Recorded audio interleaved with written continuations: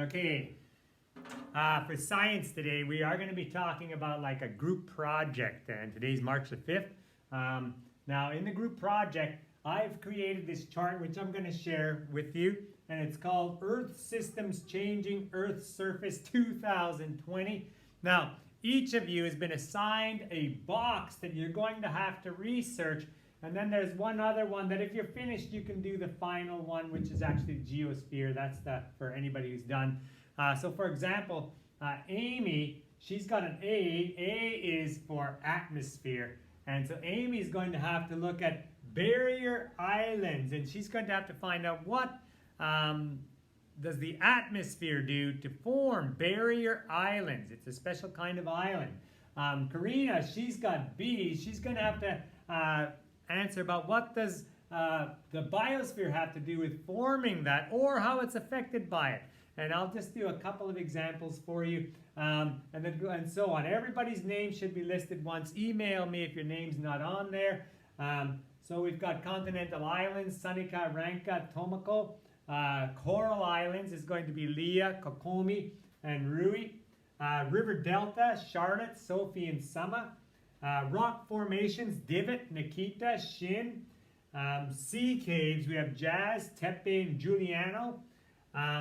Soil is going to be Jackie, Nikita, and Yusaku. And volcanic islands is Kyosuke, Kosei, Narumi, and Hidemoto. And so each person's been assigned one box, and you have to do the research. So I'll just show you an example of how to do the research. Now, it's in your science textbook. I'm not sure if you can see this that well, but you have this at home. So if I talk about islands are formed, well, there's continental islands. Continental islands form when a chunk of land breaks off from a continent, a major landmass. This piece becomes an island. Continental islands form when the hydrosphere and geosphere interact. Greenland, Earth's largest island, is formed this way many million years ago. Continental islands can also form when changes in sea level occur. Thousands of years ago, the northern part of the Earth was covered with glaciers. Sea level was much lower than it is today. As the Earth warmed, glaciers began to melt and the sea level rose. The ocean covered some of the low-lying area, creating continental islands. Great Britain was formed in this way. It was once part of mainland Europe. Okay, so once I've read all that about continental islands, I can go back to these chart and then thinking about the atmosphere.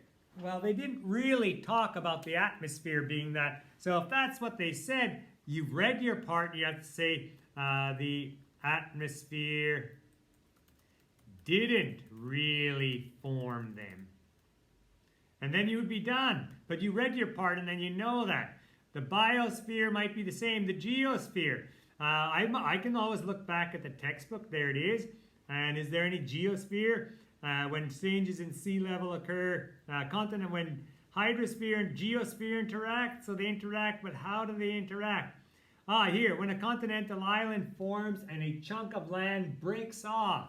So then, that person who's in, and this would be the geosphere for the person who's finished, they could write, when a chunk of land breaks off and forms a new island. It is a continental island. And then you've done your part. And that's all you would have to do. So you just have to read the section in your textbook and then try to fill out the section that you're responsible for. We will try that for March the 5th.